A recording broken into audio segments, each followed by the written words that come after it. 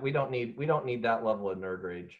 It was You essentially made cocaine. IKEA. What? Welcome to episode 3. Yes, episode 3. Yeah, we're another week going down the rabbit trail. Yes, I'm looking forward to however you're going to try and break me this week. How are you feeling after last week? Did you recover? My suspicions were correct. I don't think last week was nearly as educational, except that my wife learned that there is a Stephen King movie that I have seen. So also did not realize that Langoliers was a Stephen King book and then a mini series. So I learned something too, and I went back to get the link to post it in the description of last week's video. I said, oh, it's Stephen King. That makes a lot of sense. So today's episode is sponsored by quarantine haircuts. Ooh, yeah, that's coming. So it already came in our household. I attempted to cut my son's hair last night, who is 7. Yeah, it did not go so well. I have clippers. I've had them for a while. I use them mainly just to trim my beard. Okay.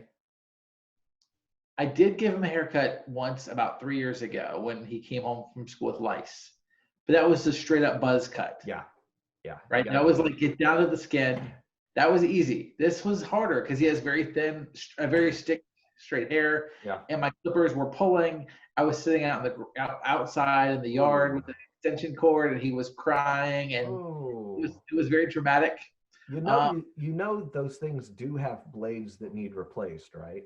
Yeah. I realized that after the fact, but you can't stop a haircut halfway. Another friend of mine, she has given her son his first haircut, and she figured he's not going back to school anytime soon. We can fix it before then. So she went ahead, and it's brilliant because it was so cool when it was all done, but so simple. She buzzed just the sides of his head. So he's got like this long, swoopy, like emo mohawk. Okay. It was incredible. She's like, he looks like he's ready to start listening to 21 Pilots. Or be an Elevation campus pastor. I do know that when this is all over, I will tip the hairstylist who cuts our hair like double every time because it's totally a valuable. I would say it's definitely a required, position. I mean, it's not life-saving. Yeah.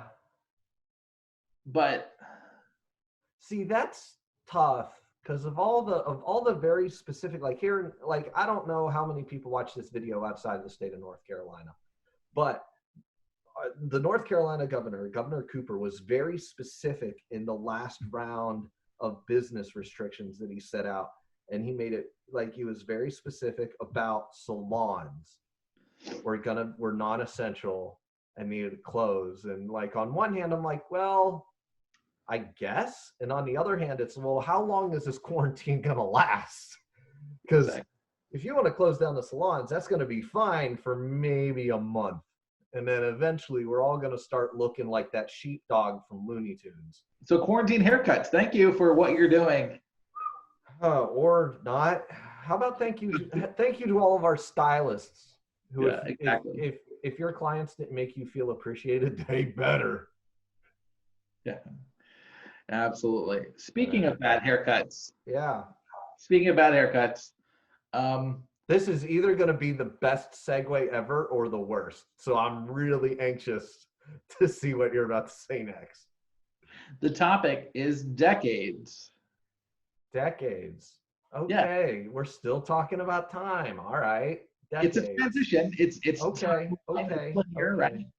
But we're talking about, what's your favorite time, favorite decade? All right, you're gonna have to qualify this. Different topics. Okay. So since I've been alive, because that's only been a handful. I know, right? That's what I guess some of the things that differentiate different decades seems to be fashion. Yes. I know neither of us are fashionistas, Ah! but Ah! Look at your shirt. Look at my shirt. Does anything about this scream we understand style? I mean, mine's a brand new print by shout out to Glory Days Apparel, local Charlotte business who shipped this out. Yeah, this is a brand new shirt. This is like straight up 90's though. That's one of my go-tos. Yes. So we'll talk about what would your favorite decade of style be? Like, and it could be style of clothing. For you, it might be style of cars or style of like housing or things. Well, okay. Oh, well, this is going to be a deep rabbit trail Okay. because when you said favorite decade, I started to think it's like, well, I guess it all depends on kind of the subtopic. Like Yes. for me personally, obviously the decade from like 2010 to now has so far been the best one. I mean, that's the decade I got married in. I had both my kids in that decade. Okay. Professionally, I'm developing. We moved out here to the location, where we're gonna raise our family. I mean, that was a pretty monumental decade for me personally. Mm-hmm. But I do have other favorites, like you said. Like for me, cars. I think, believe it or not, my favorite decade for cars Okay. is the 2000 to 2010 decade.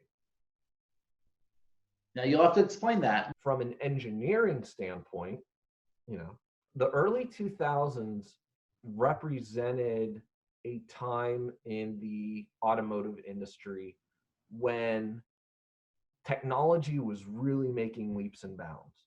And you were getting, the safety improvements were just, coming fast and furious. Cars are safer than ever. You're getting more creature comforts. Engines are becoming more efficient. The powertrains are becoming more efficient, more reliable. I mean, they're pretty solid vehicles. But at the same time, everything isn't digital. So like you didn't have infotainment yet.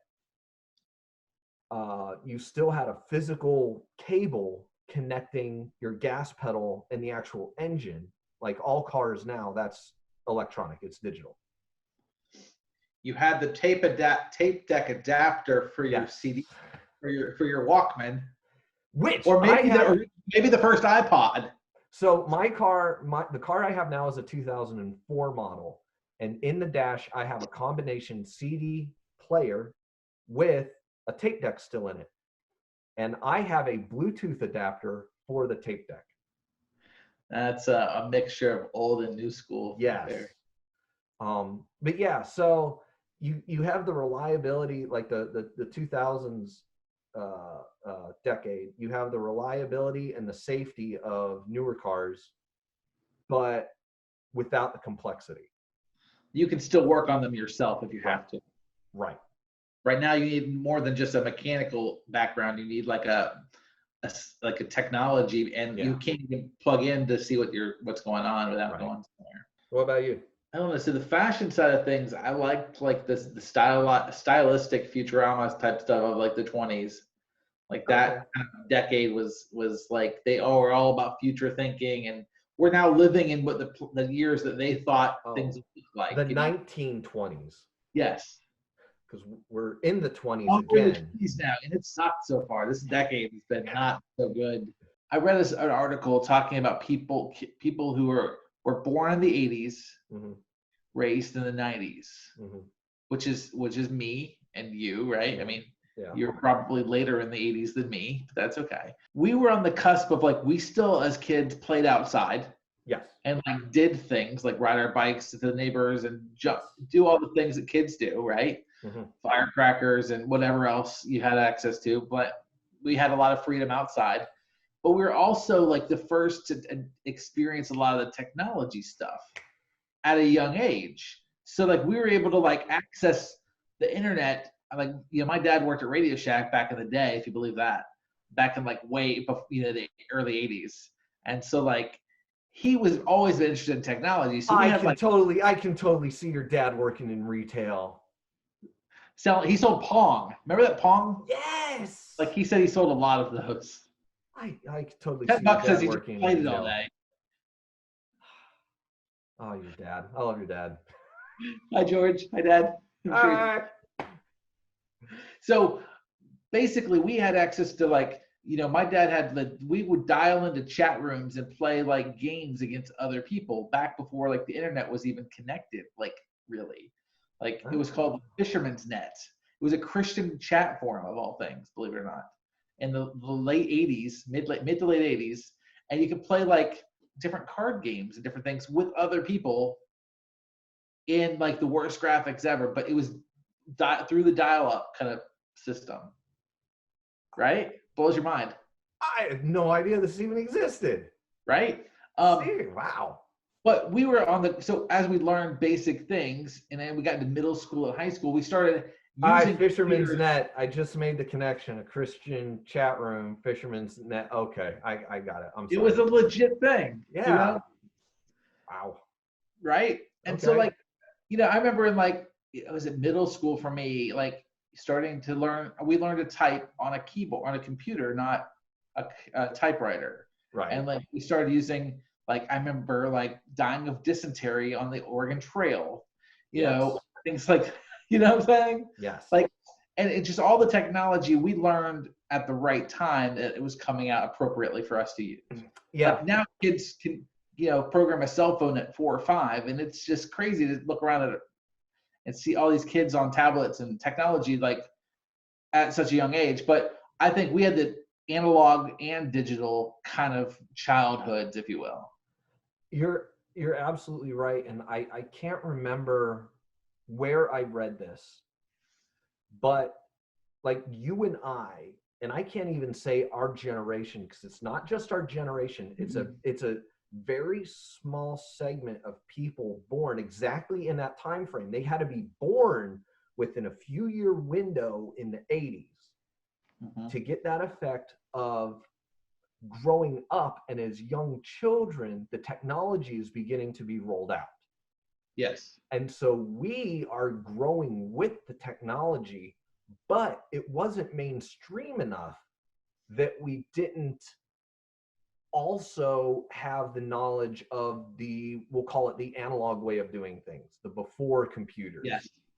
So, and maybe this was something I read on LinkedIn because it was a job related thing. So professionally, us as people that are in our mid 30s now have this ability to bridge the generational gap. People that are in the workforce now and maybe looking at retirement soon, who aren't as well versed in well versed in technology because they didn't grow up with it like we did, versus the younger millennials and the Gen Z, who I'll say they lack the awareness of the shoes they're stepping into. Okay. Because you have the generation that's getting ready to retire, and they have their way that they've learned to do things over the course of their lifetime and the resources that they've had available to them. And now you have the younger generation coming up that isn't aware, just like the generation getting ready to retire isn't aware of the technology that's available now. The younger generation isn't aware of the way things were done before technology was available. But we fit in the middle. We know a little bit about the analog way of doing things, and we know a little bit about the technology that's coming up behind us. So we're in a good position professionally and socially to bridge that gap and say, okay, well, let me help you understand that this technology exists, and let me help you understand that there was a way to do this before technology. And yeah, like think of graphic design, for example. Yep. Have you ever flipped through a brand new Pantone color book? Just fanned the whole thing out. Yes, I have. Do you think, how many Gen Zers do you think have ever held a Pantone color book and feathered the whole thing out? I don't think, unless you're maybe required to in a class in school or something, I don't think it's something you would know much about. Right. You're just scrolling through the RGB, color wheel on Google or whatever, Right. I think it's because even when I draw now, my default is still pen and ink, pencil and paper. Yeah. And then I can scan it and do it all digitally. But I am not quite comfortable yet unless it's like a logo or some sort of formatting, doing everything digital first. Mm-hmm. I remember going to the library as a kid. Okay. And I had my library card, and that was my first exposure to computers. And I was taught how to check out the 3.5-inch floppy disk. Yeah, it was 3.5-inch, not the 5-inch.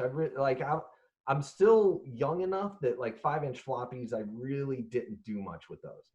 No. So the 3.5-inch floppies, you check one of them out, and you got a crash course on how to run DOS and get it to work in the computer. That was my first exposure to computers when I was probably, I don't know, 7. So this would have been early 1990s. That's how I played Oregon Trail, was at the library off a 3.5-inch floppy. But I did watch a 90s documentary recently about how the mafia or the mob infiltrated the McDonald's Monopoly game and was choosing the winners for about 10 years, the major ones. It's on Hulu right now. It's on Hulu right now. The mafia infiltrated the McDonald's Monopoly game. Yes. And was choosing the winners. Yes. Okay. Which there's another thing that's showing our age, because how long ago did McDonald's stop doing that? Oh man, we always I would go and be like, "Can I get a large water?" And they'd be like, "No, you can't." Because I wanted more pieces. Oh yeah. Man, and then there was that crossover between you had the like, as eBay was becoming like a huge thing, like that was a huge, like almost black market thing of selling McDonald's pieces. No way, I didn't remember that. Yes. Speaking of food in the 90s and 2000s, man, this was before like everyone knew about like GMOs and organic and gluten-free. And it was like, man, I lived off of like toaster pastries and like, remember Doritos 3Ds? That was like an awesome snack. We are children of the Lunchables generation. Yes, we couldn't afford Lunchables, so it's literally like bologna in a plastic bag with Lunchables. Lunchables were definitely a luxury for us. Oh yeah, yeah. Were you a team cold pizza Lunchable or a team hot pizza Lunchable? Oh man, if I had access to a microwave, hot all the way. I was cold. But my typical lunch, especially if I was home from school, was a piece of bologna with a piece of American cheese in it in the microwave, and then the bologna would curl up around, making its own little bowl of cheese. Oh, bless. Yep, that was a normal snack / lunch. That would be followed by a bowl of Lucky Charms. Oh, in the same meal? I mean, it depends on the day, but so. And then what? You chase that with a Surge? Yeah, Surge was one of my favorites. That was like one time I had some friends over. We were doing like a sleepover or whatever, and like we got a 2 liter of Surge, drunk about this much, and dumped like 30 Pixie Sticks in there, and we were drinking that all night, and it was ridiculous. Oh. Ridiculous. Oh no. Yeah. No. Like, dude, you essentially made cocaine. Basically, without with just the main sugar components of. Granted, I don't think cocaine has any sugar in it, but I bet your heart rate was comparable. Probably. Oh. What was your favorite? How are we alive? I don't know. What was your favorite food growing up? Like snack food, junk food kind of thing. Little Debbie's. Of many, many different varieties, but Little Debbie snack cakes. Whether it's, the Christmas trees or the Swiss cake rolls or Nutty Bars or Little Debbie. Little Debbie's my girl. Oh man, that's the good stuff too. We had a lot of times the off brands of those, So Well, today we get the Aldi brand, which is just as good, if not better, and half Aldi the is price. legit. Aldi is the man. Aldi's the best. Yeah, if you hear this, Aldi's, you can sponsor our next episode. Seriously, like today. Yeah. The Aldi flyer came in the mail today, as it does, between Tuesday and Thursday every week. We get our Aldi flyer. Very first thing I do, I grab that thing from my wife and I flip around to the back page and I look at whatever random crap they're bringing in for this week. What's the most bizarre thing you've bought there? Easy. My pulse oximeter. What? Yes. They had, you know what a pulse oximeter is? I don't even know what that is. Okay. So most likely, last time you went to the doctor for a physical, you had to give the nurse your index finger and she put a little thing over it. Okay, yeah. And it sat there for a few seconds. Correct? Yeah. Yeah. That is called a pulse oximeter. It uses light to pretty much look through your finger, and it can, long story short, it's able to sense the amount of iron in your blood, or it has to do with the amount of iron in the hemoglobin and yada, yada, yada. It's a roundabout way of telling how much oxygen is in your blood. Huh. So you put that thing on your finger, give it a few seconds, and it'll give you a decent estimation of what your blood oxygen level is. I was just gonna say a wheelbarrow, but that's pretty random. It was like $19.99 in the random crap aisle at Aldi. And being a firefighter EMT, I'm like, that would be a handy little thing to have. Have you used it much? Oh yeah. Yeah, you just check it randomly. It's such a fundamental baseline vital sign that you get for people. Yeah. Hey man, you know what? I think we did a pretty good job of rabbit trailing today. Because let's recap, where'd we start? Decades. And where did we end? Where you need to order to shop. Yeah. Aldi. We're getting better at this rabbit trail stuff. Yeah. So thanks again to our sponsor, Quarantine Haircuts. Quarantine Haircuts. Bringing you the next generation of awkward family photos. Ooh, can't wait. They're going to be great. Yeah, all right. We didn't have an excuse back in the 80s and 90s for our hairstyles, did we? Oh, man, you're making me have flashbacks to, family pictures in the early 90s. Olin Mills, 2 words. Olin Mills. Oh, wow. You got all dressed up and you went to the J.C. Penney? Oh, yeah. Baby. You were getting fancy. Oh, yeah. Wow. Oh, man. Oh, my favorite is when people recreate those now. Yes, I've seen those. They're great. Oh. And I'm thinking like the haircut my parents had too. Oh. An awkward, like usually maroonish color or mustard in the background. It was a weird. It was blue. Okay, yours is blue. Did you go to a church that had church directory photos? Yes, that's right. The church directory. Oh, I forgot about the church directory. We need to bring that back as churches, like your family picture next to your profile on your. Oh man. Oh, the church directory. We had like one church we went to. They did it in-house one Sunday. Everyone showed up and they did just boom, get in line, take your picture. Oh man, I forgot about church directories. I bet somewhere in my mom and dad's attic we still have one. I hope so. Hey mom, dad, I'm gonna tag you in this video. Yes. Comment below if we still have a church directory. I want to see it. Oh Ooh, man, maybe I don't. I'll have to find our art somewhere. Oh man, Ooh.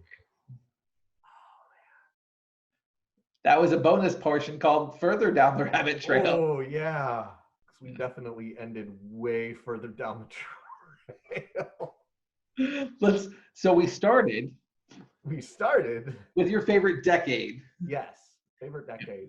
and we ended with A rabbit trail. church directories. Church directory.